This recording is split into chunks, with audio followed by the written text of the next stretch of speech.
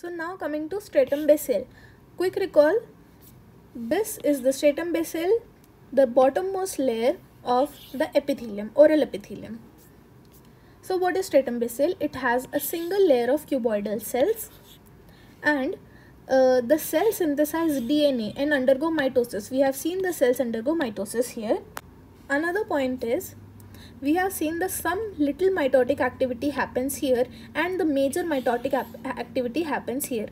The spinosum and basale, if we take together, then this is called the stratum germinativum. The stratum basale has two types of cell, that is serrated and non-serrated. So serrated cells are heavily packed with tonofilaments. Why these are packed? Because they need to attach from the underlying layer. That is, the epithelium needs to attach to the connective tissue lying below. That's why they are heavily packed with tonofilaments. And we will see further that they have such downgrowths also. Then non-serrated cells, these are slow cycling stem cells. Means we have seen the cell cycle. So these cells go very slowly from one cell stage to other, and they produce slow dividing cells. Why? Because they need to protect the genetic information in the cells dividing in stratum basale. So these dividing cells are actually non-serrated.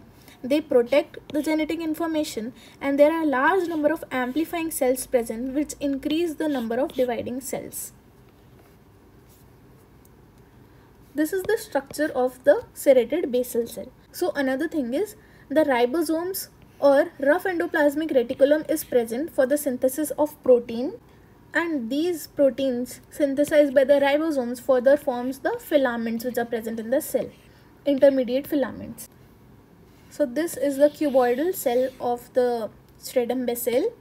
They have these downgrowths which are called pedicles, or projecting from the basal surface towards the underlying structure, that is the connective tissue or basement membrane. These red things, these are the hemidesmosomes. So these are stud-like structures. See, stud-like structures.